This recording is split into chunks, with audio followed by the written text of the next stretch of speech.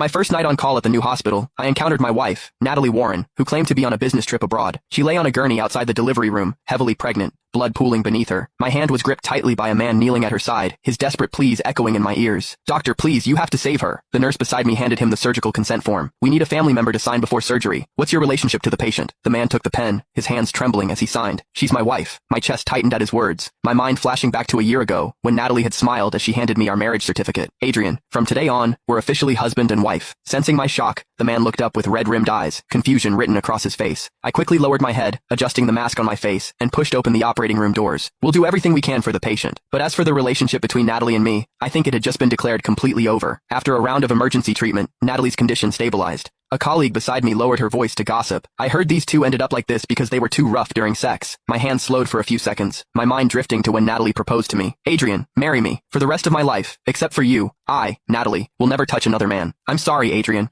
I accidentally got a gynecological condition. The doctor said we can't have sex. Just wait a bit longer." I believed her. I was now saving her soon-to-be-born child. So it wasn't about physical discomfort, it was simply because she didn't love me. The surgery ended smoothly. I held the newborn baby in my arms. When I opened the operating room door, the man waiting outside immediately stood and rushed over. "How's Natalie?" I looked at the man before me, recalling the name he'd signed on the consent form. Ethan Shaw. A complete stranger. Natalie had never mentioned him before. I handed him the baby and offered my congratulations. "Congratulations. The surgery went well. Mother and daughter are both safe." Ethan's tense expression visibly relaxed. He seemed about to say something more when Natalie's gurney was wheeled out from behind me. "Ethan." She lay on the bed, extremely weak. Ethan immediately brushed past me, rushing to her side. Natalie touched the baby with one hand and held Ethan's hand with the other. "Ethan, our baby looks so much like you. When she grows up, she'll be just as handsome as you." I clenched my fists. Elena Hayes had just finished surgery, and I'd just been transferred to this upper-level hospital. This wasn't the right time or place to tear away this facade. After regaining some strength, her gaze fell on me. "Thank you so much, doctor. May I ask your name?" Natalie didn't recognize me. I stared into her eyes, trying to find a trace of guilt. "My surname is Smith. Just call me Dr. Smith." Ethan quickly diverted her attention, and she didn't spare me another glance. As soon as I returned to the on-call room, my phone vibrated in my pocket. I slid to answer, and Natalie's voice came through. "Adrian, there's a sudden emergency at the company. I might not be able to come back for a while." My silence made Natalie misunderstand, thinking I was sulking, so she continued talking. "Be good. When I'm done here, I'll definitely make time for our honeymoon trip." Natalie, before she could finish, Ethan's call and the baby's crying sounded on the other end of the line. "Gotta go." Natalie hastily hung up the phone. I made a phone call. "Send me the marriage certificate from the study cabinet.